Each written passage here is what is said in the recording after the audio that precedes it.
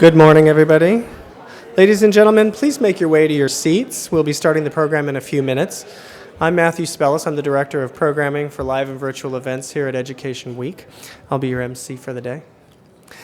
Before we get on with the program, I'd like to make a few housekeeping notes for you guys, help you get on to Wi-Fi if I can. This is, you're going to need to locate your wireless manager and then click on AVT Event Technologies and wait to be connected. Then you're going to go onto your browser and look for the blue screen. Your username will be EduWeek or EDUWK, and your password is 2012. We'd love for you to continue the conversation beyond the stage here. If you can use hashtag EdWeekLive, that would be great. We have somebody live streaming from the office, so we'd love to hear your feedback throughout the day. I believe in your tote bag, you received this is our final program. Inside is this yellow evaluation form, and this is real important for me to make this event better and better each time. So we value your feedback. Please take notes throughout the day. Leave this either where you're seated or up with the people at the registration desk. I will be gathering this, and we'll be reviewing that information at the conclusion of this event today. We also, for those of you with your power laptops and your PowerBooks, we have outlets along the right side of the room, the left side and the right side of the room, so feel free to charge those up and share those resources with your fellow attendees. We have a couple of VIP alums here, people who've been here and joined us in the past. We'd love to take a moment with you guys at 10 o'clock today out in the lobby here. If you can join us, we'd like to capture, what brings you back. We would love to put you guys on video and actually share with future attendees what brings you here and why you enjoy these leadership forums. Lastly, of course, if you would, please silence your cell phones. As you can imagine, we're not able to put on events of this scale and this stature without the sponsors, the invaluable support of the sponsors that you see in the room today. They'll be along the sides of the room, and I want to encourage you to visit our sponsors throughout the day. They bring innovative solutions that you can use in your district today and beyond. Joining us today are our Platinum sponsor, Global Scholar, our Gold Plus sponsor, K-12, our Gold sponsors, Think Through Math and Huntington Learning Centers. The Nellie Mae Foundation will be our Nellie Mae Education Foundation will be our live stream sponsor today. And everybody, you are being live streamed in the back of the room, so hello, everybody out there in virtual land. Our silver sponsors are Scholastic Library Publishing and Academic Merit. And our audience support sponsor, the William and Flora Hewlett Foundation. It's now with great pleasure that I get to introduce you my boss, somebody I've worked with for several years now on these projects. That's Ginny Edwards, our editor-in-chief at Education Week. She's also the president of Editorial Projects in Education. Everybody, Ginny Edwards.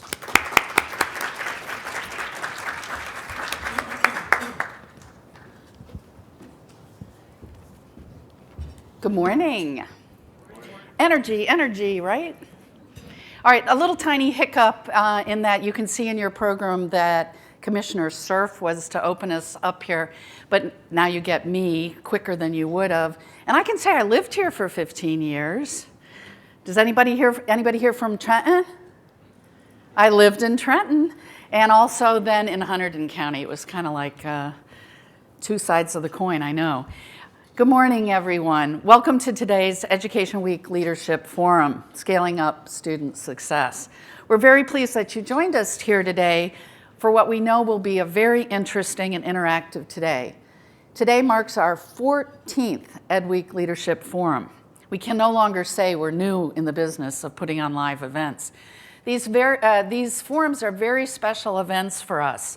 They provide our journalists, you're going to meet many of them today, with the opportunity to take leading experts and practitioners, the people who are really working in the field and informing our perspective in terms of how we present our coverage, and we're going to put them on stage and make Education Week come alive. Today we bring you some of the most important thinkers in education, as well as some of Education Week's very best reporters and editors. So often, district leaders face the reality that there's a great program somewhere in their district, maybe at one school, maybe at a few schools, but there doesn't seem to be an easy way to scale up that good work. Indeed, in the pages of Education Week last fall, Milton Chen of the George Lucas Foundation wrote about the great work going on in Escondido Union School District in California. It's putting technology in the hands of special needs students and increasing test scores year over year. But what about the other 45% of students in the Escondido schools who are currently not identified as underserved and don't therefore have the opportunity to benefit from the laptop program or the chance to bring their own digital devices to school to help pump up their learning? Is their ability to excel being impeded by not having the resources to scale up this pilot project? So that's what we're going to explore today. How do we scale up student success rapidly, informed by the piles and piles of performance data we now generate, and prepare our school systems to implement the Common Core standards? How do we evaluate the relative success of scaled up programs? Now, don't get me wrong, I'm not suggesting that pilot programs are ineffective. They aren't. In fact, just the opposite. But this is the room, the kind of safe space, I hope, where we're going to be able to ask questions, find solutions, and dig in to find ways to scale up those programs that work. When designing an innovative program for your district, does each decision need to be seen through the lens of, could I do this with every teacher and for every student in my district? Today we'll examine, discuss, and think through the doing of student success. I'm all about stop thinking, start doing. Scaling up the programs that are showing promise and helping you find a way to make achievement a reality for your students district-wide. Let's discover together new pathways for success for the students you serve. So I very much look forward to talking with you, meeting with you and talking with you today. I'll be around, so please grab me by the lapel if you'd like to pass along something. And as Matthew already said, I'd encourage you to further our conversation on Twitter using the hashtag EdWeekLive.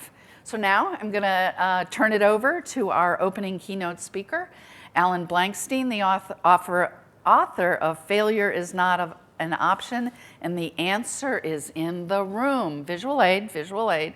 He's also the president of the Hope Foundation. In this book, Alan offers tools for finding excellence in schools, scaling up these practices across learning communities, transforming low-performing schools into high-performing ones. The answer is not always in the room, but it may be in the room next door, as Alan will talk about. Alan?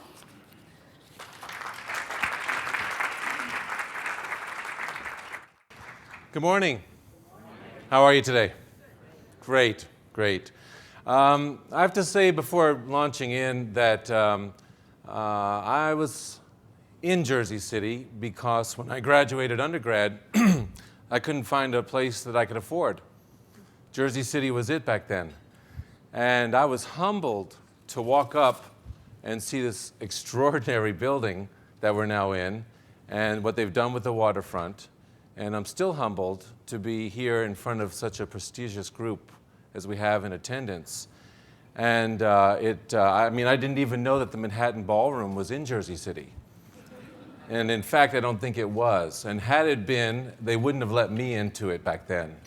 So it's been a long journey, and to be able to be on the stage today with you and in the room with you is a great honor for me. So my question is, I've got about 20 plus years of research and practice to share with you, and about 20 minutes in which to do it. Would you like it just straight ahead, give me all the facts, or would you like it the fun way? You've got two choices, and they're real. So if you just want the straight ahead, give me all the facts, that's exactly what we're going to do. And if you like it the fun way, then that's how we'll do it. How many would like the straight ahead, give me all the facts? Don't have time for any fun stuff. Can I see your hands, please? Okay, there are enough hands there that tell me that there's not a whole lot of fun going to happen right now. All right, how many of you wanted it the fun way? Almost everybody else? Okay, then you're going to have to help me. Everybody's up. Everybody's up real quick? Give this a whirl. And we're going to need some volume, Eduardo. And I will tie this into our whole talk today. Don't worry, it's not superfluous.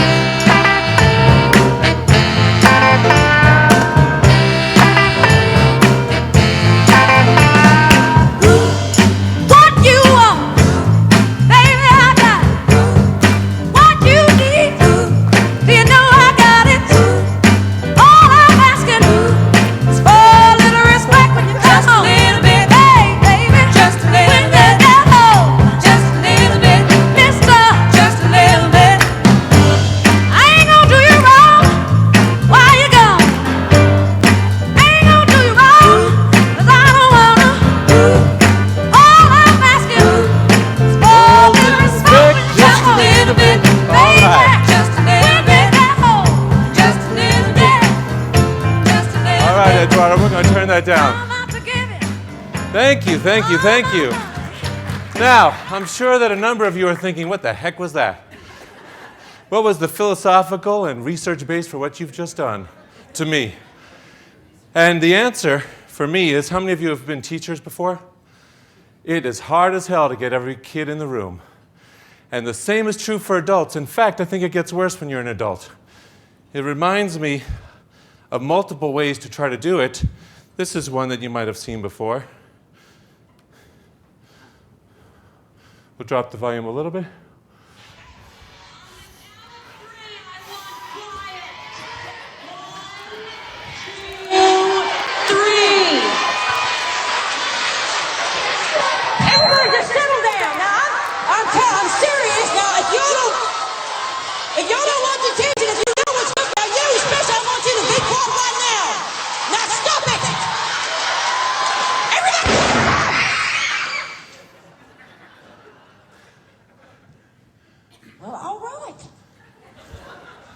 My name is Deputy Kimball, and it's very good to meet you all. How are you all doing today? Scared to death, that's how they're doing today.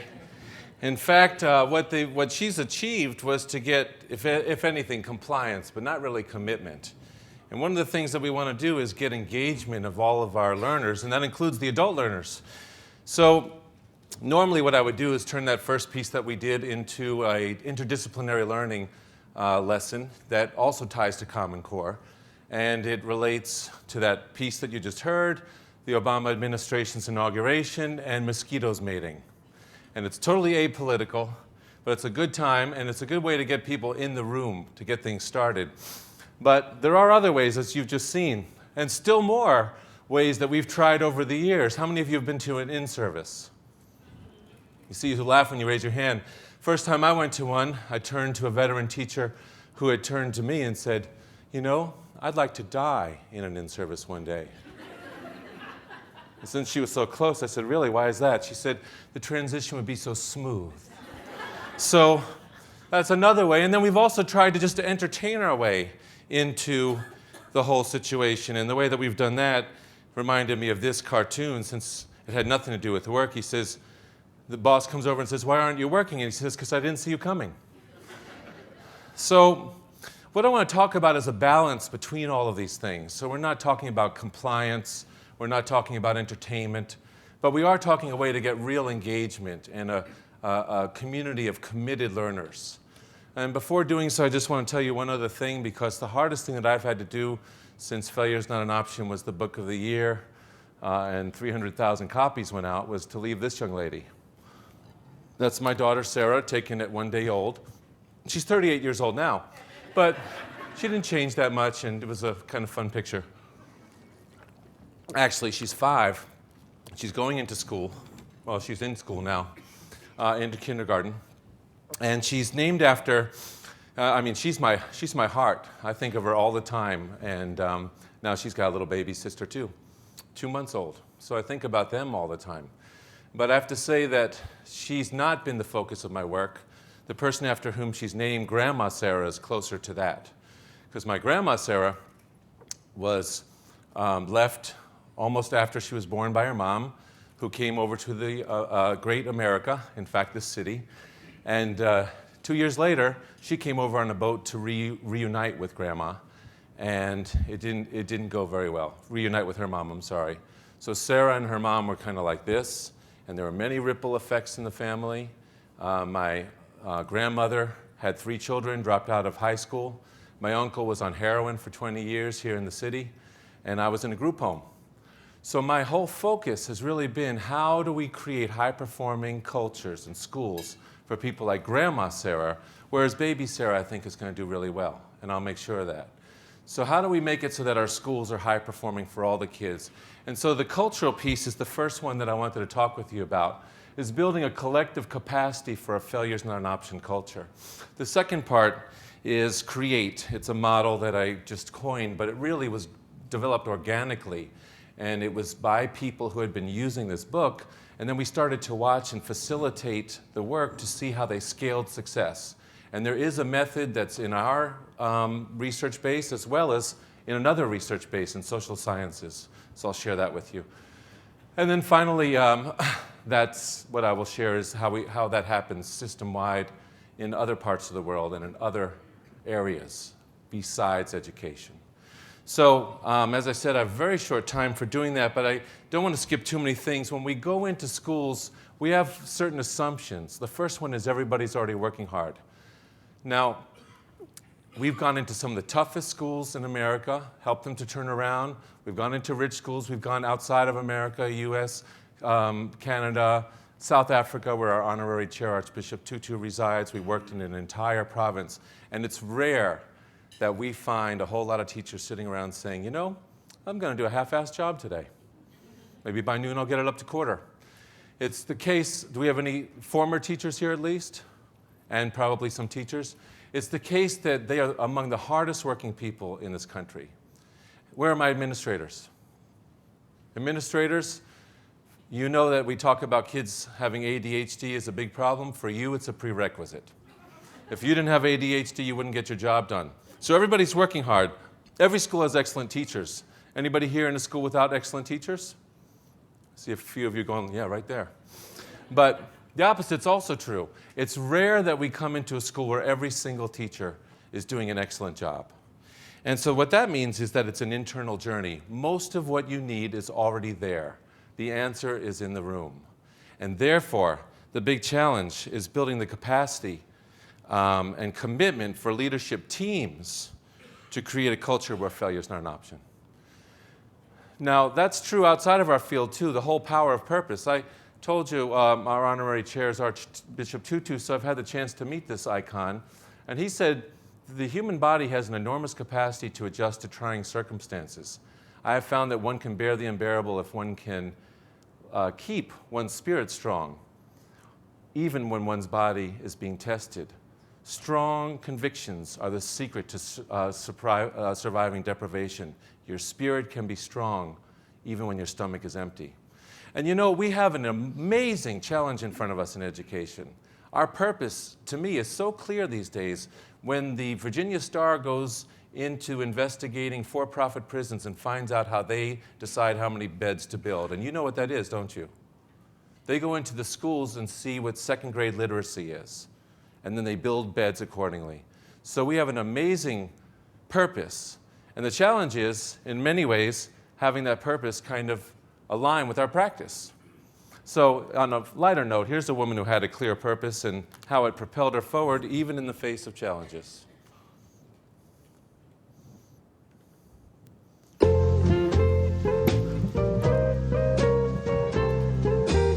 Birds do it, bees do it, even educated fleas do it. Let's do it, let's fall in love. Let's do it, let's fall in love. Says wet paint.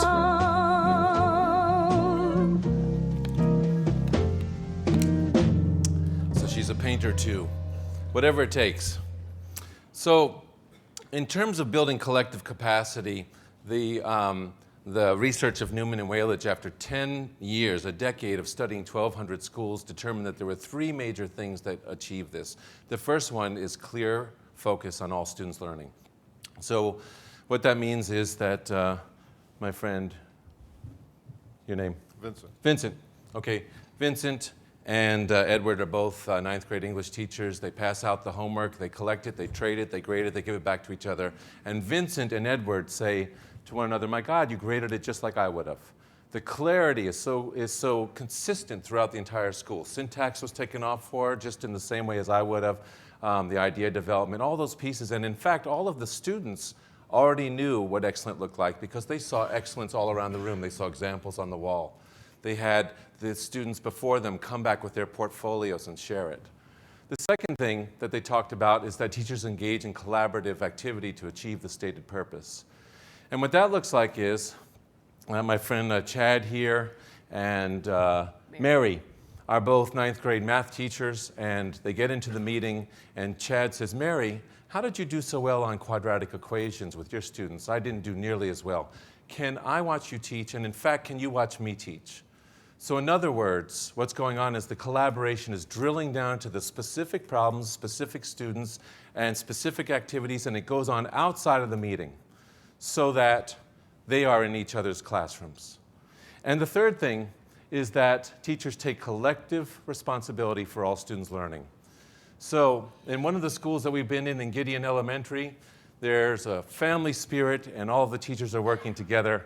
And what happens is that in that room, in that building, there are two fifth-grade teachers, math teachers. One's looking out for the other because she knows the other's having problems with decimals. And when she hears that problem come up in the classroom, she actually walks into her classroom and says, Lois, can you please teach my class for a minute and I'll teach yours? And they switch. So there's no ego. And then they switch back. Collective responsibility for all students' learning.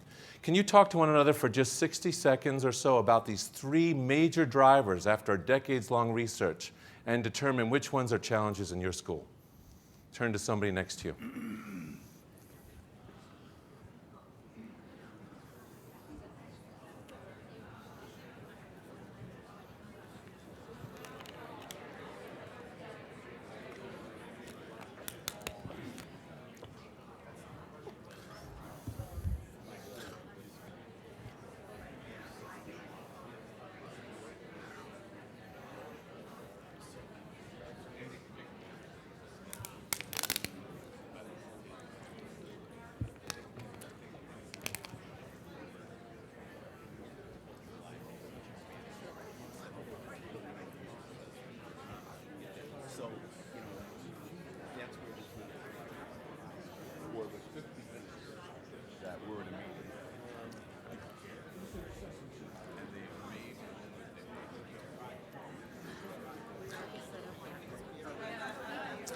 Okay.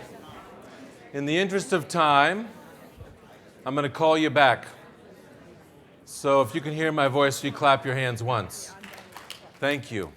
Now, all of these questions that I ask you are really too profound, potentially, for you to be able to answer in the short time that we have. But the important thing is not the answer, it's the question and the process. So if you bring these questions back with you and you ask them of your staff, that's where you get the real action. That's where you get some gain. So how many of you said number one was a challenge? Thank you. Because most people don't, and I think part of that is that it's not clear as to what this means. You know, in Wichita, we had 88 schools, and they wanted to define student engagement, but they didn't know what it looked like.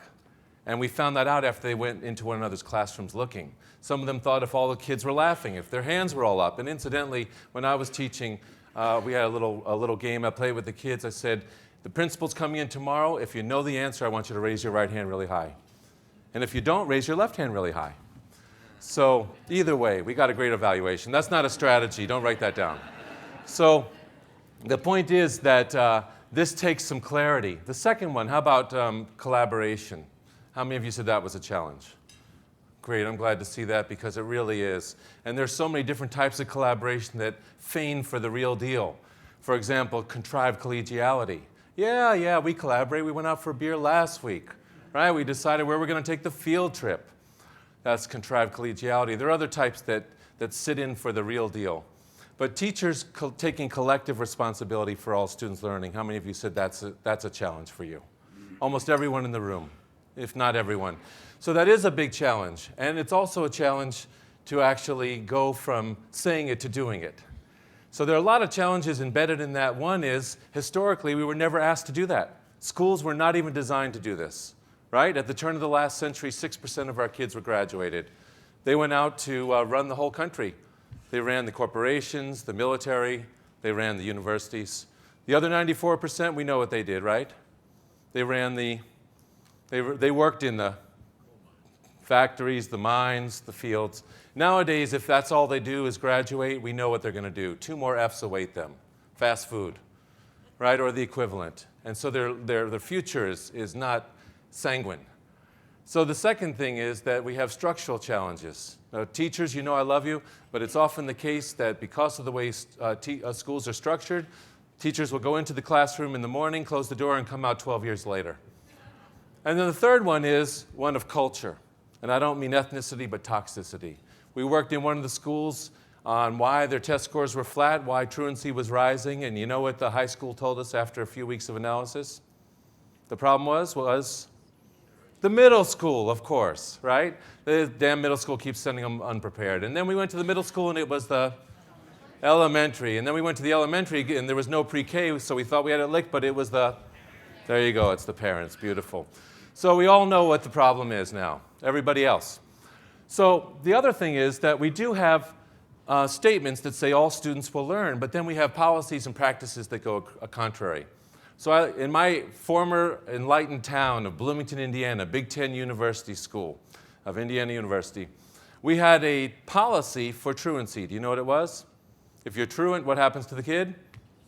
Suspended, of course. You took the day off, take the whole week off, right? Watch a little TV, rob a house or two, and then you'll be ready for school. So it's a big challenge to align the two.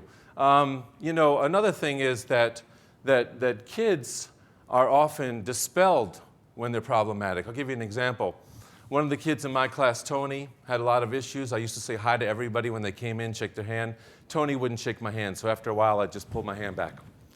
And then he looked at me and he said, "Why you do me like that?" And I said, "Tony, why I do you like what?" He said, "Why you pull your hand back like that?" I said, "Tony, I had it out for 2 months. You didn't want to shake it." "Yeah, but I didn't think you was going to give up on me like that." So it's sad, but it's true, because it's the last thing he wants and the first thing he gets. Because we have entire systems to help us give up on Tony. Here's one of them. This might look familiar to you. And it's not only in education. So once you have a D word on a child, you know what to do with them, right? You discard them in some manner. So let me give you a couple of examples of what that looks like. I'm going to skip the first one, but second one, lateness in school. One of the schools that I worked in the Bronx said, "You know, we've got a solution to lateness. At 7:35, we lock the doors." I said, "But now you're going to have a truancy problem." He said, "Well, we'll deal with that next. First, we're going to solve the lateness problem." A second school in South Carolina, an award winner, had a different policy. When the kids came in late, they sent them right to class. They didn't want them to miss the class. Okay? Right away, no problem, elementary school, go right to class.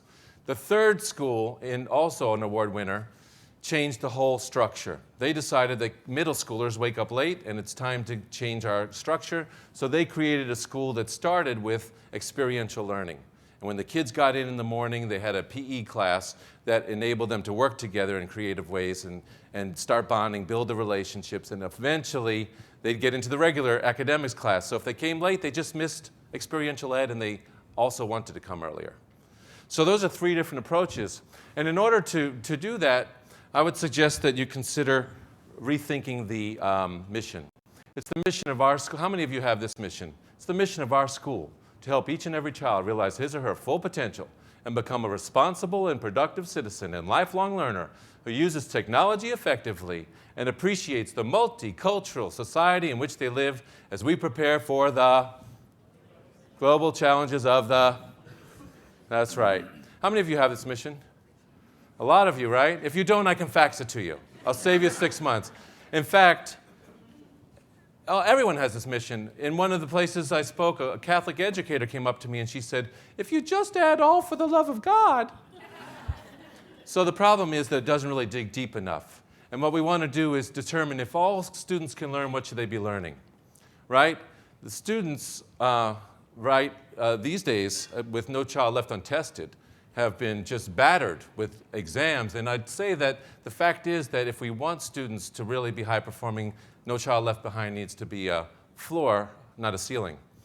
The second thing is, how will we ensure engaging and relevant pedagogy? The students, if they complain about school, their biggest complaint is what? Boring, right. And nowadays, with all this testing, it's the truth for many teachers as well. So what they say that they want in the research you look for at EdTrust and in our own practice, number 1, they want you to come prepared. Don't bring the crumpled up notes from 16 years ago, right?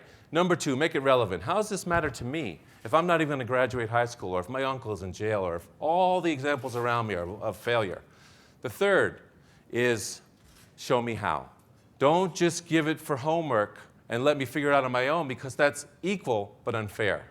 What happens is the 2 PhD families have their kids come back to the school with the homework and grapes and nuts for everyone, whereas the other kids don't even have lunch.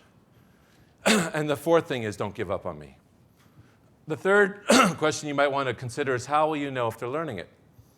And for this, the best schools are learning real time how the kids are doing with whiteboards and with other technology and just walking around and monitoring very closely what is going on in the classroom. And finally, what will you do if they don't learn? And again, we've already figured out where the kids are going to have problems, so we set up systems. So in one of the districts in Newport News that we were in, they had a resource room across the hall from a math class. And we already knew that the kids were going to have certain problems in math. And when they did, some of them went over to the resource room and came back before they lost any time in class. So that's the cultural piece. Now, obviously, we didn't cover that much, but in the 6 principles that lead to high-performing schools, we covered a little bit of the first, common mission. And in order to do the scaling that we're going to talk about, it helps to assure that you have a culture that's conducive to collaboration. So that's a little bit of what we talked about, and the 6 principles are right there. Now, let me ask you this real quick, and then I'm going to talk about scaling for a few minutes, and then we're off.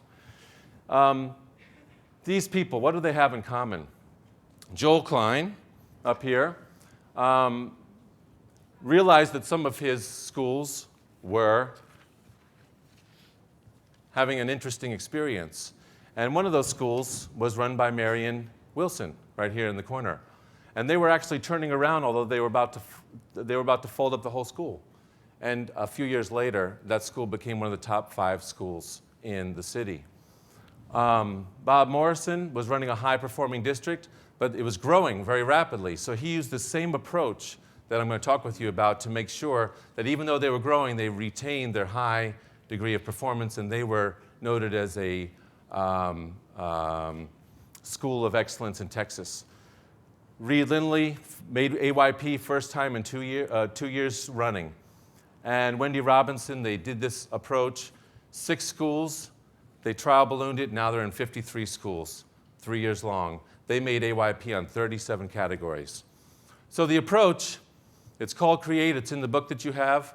I'm not going to be able to run through it very quickly right now, but we can do it in the Q&A and also in the interview that's about to happen. This is some of the stats that occurred from some of those schools, but the first thing that we need to know is who is teaching. And I will leave it right there, I think, because I'm getting too many signs. But let me see if I can find a better spot. So, See No Evil Sam. We've got somebody on the cell phone, right? Somebody taking pictures right here. See No Evil Sam doesn't even know it's happening. You're taking pictures in the middle of the classroom? I don't know. I'm just not watching that. Karate Kate. Can you put the camera away, please? How many times have I told you? And the third, Smooth Stewart. I see you have your camera out. And we've talked about the policies here. Now, are you having problems on your class work? Is there a problem understanding it? Okay, I see. I'll get right back with you on that. Now, how many of you would say that in your classrooms and in your schools you have a Karate Kate? Can I see your hands? Everybody. How many of you say that you have a See No Evil Sam? How many of you say that you have a Smooth Stewart? How many of you say you have all 3? Aha, everybody. So excellence is going on in your classrooms and in your schools. The challenge is, how do you make it the norm? And the answer's in the room. So with that, I'm going to let our editor-in-chief come back up to the podium and find out how we tap that answer. Okay, Thank you very much. We're sitting down.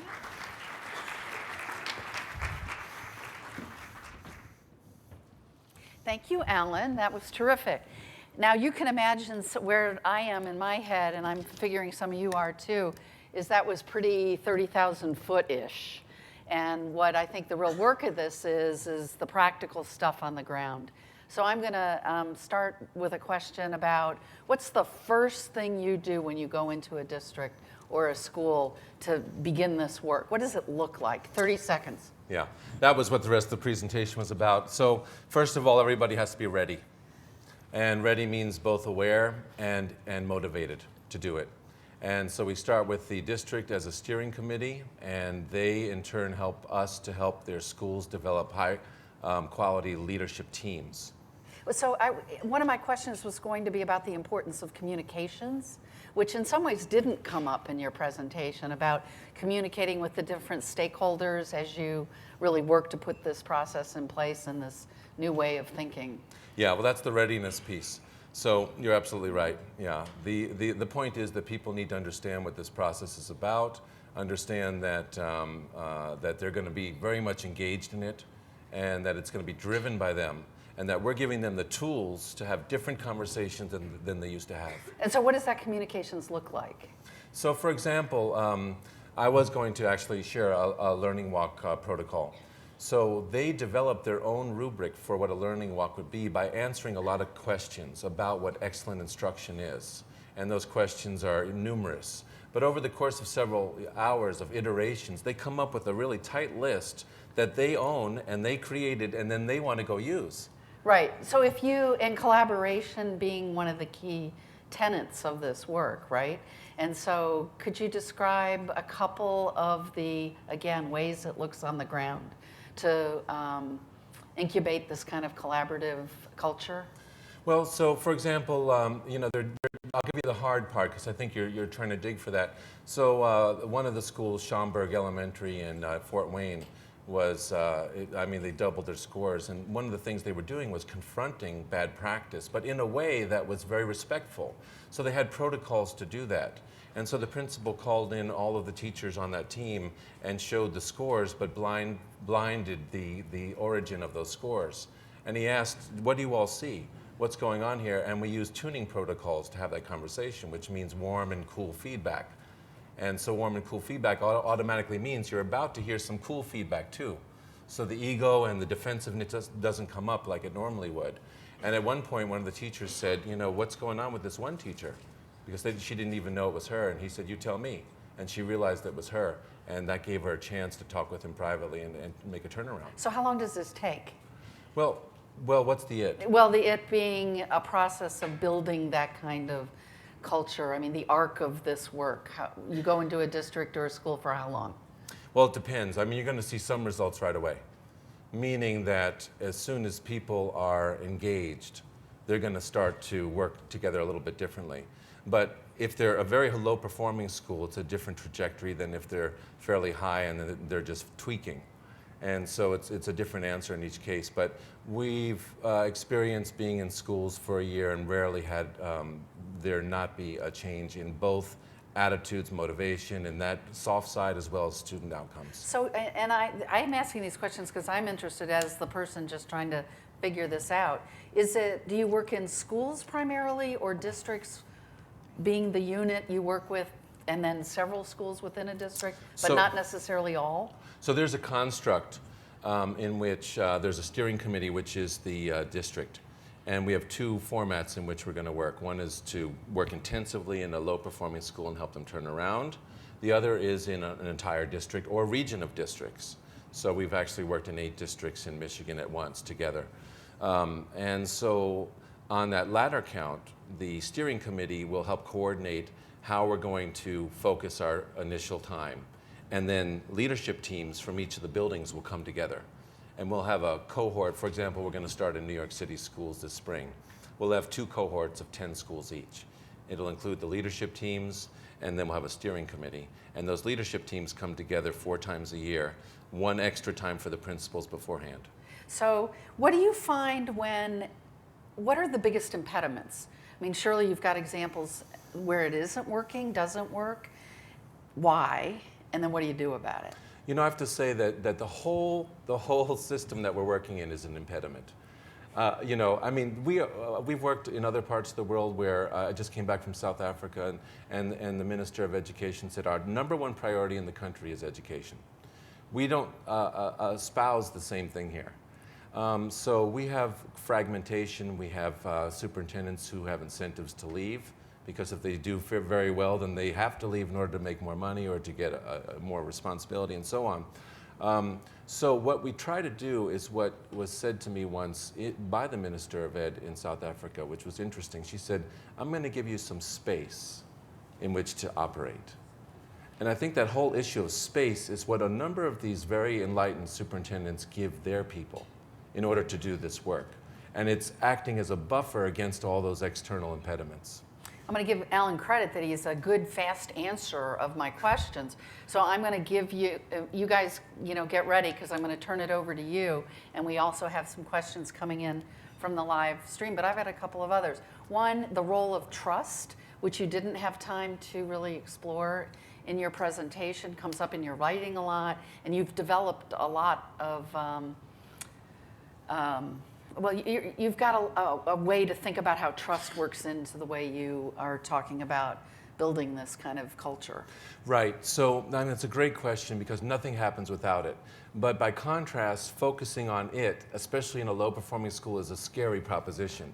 You come into a room of people who've been dysfunctional and hated each other for years and say, how do you feel about each other? And you're just about done with that session. So really, building trust comes from working on something together. For example, that list of questions around what good instruction looks like. And as people are working on things together, first verbally, and then we give them protocols to do the work. So for example, on that one, nobody walks out of that session and says, okay, now we're going to walk into everybody's classroom. They have to create a re-entry plan to bring it back to their schools such that everyone else catches the fever, which usually involves doing what we just did with them, but with their people. And then they need to find a way to go into the classroom that's non-threatening.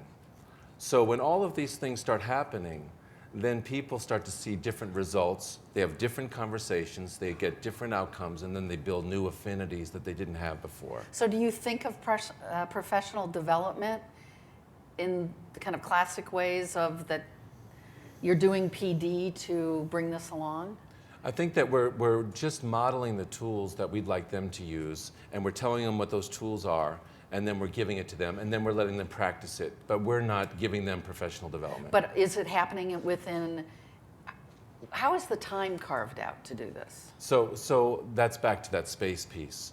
I don't know, each district does it differently, but to put aside basically 4 days a year for their people, and then the time in between for them to communicate sometimes comes out of the meetings they would have had anyway. Yeah. Okay, I've got one last question. You guys get ready, which is kind of a big question. I've been thinking, I actually have two questions. Thinking a lot about how we build public and political will for school improvement in a way that doesn't demonize the field or demonize the educators, which you've alluded to. And when you talk about how this education enterprise can improve, how do you think about what it's going to take to build will? And, including in the K-12 education world, but even beyond that in the public and political spheres? Yeah, so I have thought about this a lot. And my in-the-box answer is what Ed Ziegler, one of the architects of Head Start, said to me 20 years ago. And I think it's pertinent today. So I just bring that up because it's timeless, which is number one, that we have to do a better job of communicating that we're not doing so badly. And the second is that we actually have to do better. Now, my out-of-the-box idea is how do you get that kind of space to do better when you're constantly under the gun and there's a cycle, a self-fulfilling cycle. Teachers don't know anything, so we're going to give them more mandates, and then they know less because they never had to think, and they're just doing whatever the rote lesson is. And I think one of the ideas that would be really exciting, and I don't know if we're willing or ready or whatever, would be to get all of the people who are not in the classroom to just show up and actually take a day and go into the classroom. Now, that politically speaking, that could be very exciting because you've got your local politicians. And Minnesota did that years ago, and they had a lot of success with that. I remember the CEO of Honeywell said that was the hardest day of his life, was being a principal. So I think if we got them into the school and made that an event and then talked about it, we have the space to rethink what is this profession and are we professionals? My own take right now is that we're at a moment in time where There will be big change in education. A combo of, you alluded to them, economic imperatives, the Common Core in virtually all the states where it's been adopted, the kind of national push to address new ways of learning, and teaching, and use of resources, and time and space, and the use of technology. If I weren't part of an industry that had been so wholly disrupted, right? Education, media, journalism, I might not be so animated about the fact that education is needs to be, if it's not there already, but I think it is, needs to be disrupted a bit itself. And I know you've done some thinking about that, about this kind of brink we're on. What do you think? I guess it just depends on how you define disruptive. I think it's true that the practices, for example, what we're talking about is very disruptive because for a long time teachers have been told this is what you do and this is how you do it. And what we're saying is we're asking the questions in new ways and we're getting them to speak to one another differently. So that's disruptive, but it's not disrupting in terms of the relationships. I mean, sometimes people think that the only way to change the way in which we're going is to break everything up and to break bones. Right. And I think that that could be really counterproductive as well. I agree with that, but I think the idea of making schooling relevant for children, for youngsters, is going to take some change. Okay, questions in the room, please. It's morning. We've got Paul weighing in from the back. My colleague, Paul Franz, man behind the curtain. Thank you, Jenny. All right, we'll go in order. We've got quite a few questions from our live stream audience. The first one comes from Sheila, and she asks Alan, what is the first thing that school leaders must do to help teachers move their practices towards more collaboration? Yeah, so I think we were starting to address that, and it'll depend on where they currently are, but really what we need to do is engage them in conversations around what do you want this to be? Why? In some cases, for example, one of the other low-performing schools in New York that we were in, the level of trust was so low and the conflict so high that she just brought everybody into the room and said, just write down on a piece of paper, why are you here? And what would you like this to be? And she turned that into a little bit of a vision statement for them because they couldn't talk to one another. In other cases, for example, in Mansfield, Texas, where I had alluded to, where they were already high performing, they actually needed to meet each other because they were the fastest growing district in the state. And so a lot of the educators didn't even know one another. What they had to do was meet each other and start talking about what the common language will be that will bind the entire district. And so really it's about dialogue. Now, dialogue about what will vary. Ultimately, I think that one of the first principles that lead to high performance is having common mission, vision, values, and goals. So we have to start in that realm most likely, unless we just back into it, which we often do. We might start about, what's our data say? Because everyone wants to talk about data. But eventually that data has to hook up to something like our goals. Question? I know Paul's going to keep asking if you guys don't raise your hands. Oh, this is ridiculous. Paul. Okay, our second question comes from VFan on our live stream, and he asks, do you find that it is more challenging to get middle or high school teachers to catch the fever than elementary teachers? And if so, what do you do differently to buy in from middle and high school? Yeah, middle and high school obviously are tougher than elementaries, but I think the processes are still the same. It's just that, again, the things that they may want to talk about are different. We have this line that elementary school teachers love their kids and high school teachers love their subject and college professors love themselves. So it just depends on what they want to talk about, but we still need to engage them in the conversation. The process, see, that's I think the point of this whole thing is that the process is the same, the outcomes may be different. And what we're trying to do is shift things away from talking about people, good teachers, bad teachers, and move it towards methodology. What are they doing that makes them particularly effective? And that methodology becomes the focus for the whole school or district. So the same thing goes with this conversation about teachers at different levels. The process will stay fairly much the same. So Alan, the frame for this forum is a scaling up one. You think of this strategy as part of a scaling up strategy? Absolutely. Okay, and let's talk a little bit about that. Okay, so the I'm sorry that I took so long on the cultural piece, but the other part was really about scaling up, and it has to do with locking into what's going on, so that we're moving the conversation from who did it to what was done. We're moving it away from being kind of a witch hunt when we do those learning walks to a treasure hunt. We're basically shifting the whole piece from we created a rubric that we want to use, or we created something that we own, to towards that, and away from this is what's been told to us, this is what we have to do. And so by doing that, what happens, I mean, this work was paralleled in Vietnam, incidentally, in the social sciences. It was called positive deviance there. And what happened there was that Save the Children was called in to eradicate a decade-long malnourishment among children. And what they did was they found outliers, kids who were doing fairly well, families who were doing fairly well in the same circumstances. And within a couple of months, they, being not only Save the Children, but their team were locals. They brought in the locals right away, were researching and looking for what the methods were. They found it very quickly, within a couple of months. They were using little shrimp crustaceans. They were washing their hands 5 times a day. They were, feeding the kids more often. Those were easy. What was hard was to get everyone else to do it, because some of those things were even taboo. Like feeding kids when they had diarrhea was taboo, but that's what they needed to do to keep them well. So what they did was they created this inside-out approach. Everything that they discovered with the first team, they had to help everybody else rediscover again. And when they discovered it using a particular methodology for discovery, it was theirs and they wanted to do it. They owned it. And that's the thing. It's the process and it's the method that counts. Question? Oh, way to go, peeps. Okay, we've got one here. Greg, we are here, and then we'll get you. Andrew Newman, Big Brother. But it's been the school that's been the fulcrum for that.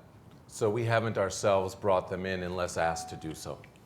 But invariably, high-performing schools, I mean, in the 6 principles, the 5th one is engagement of family and community. So it's a very important piece.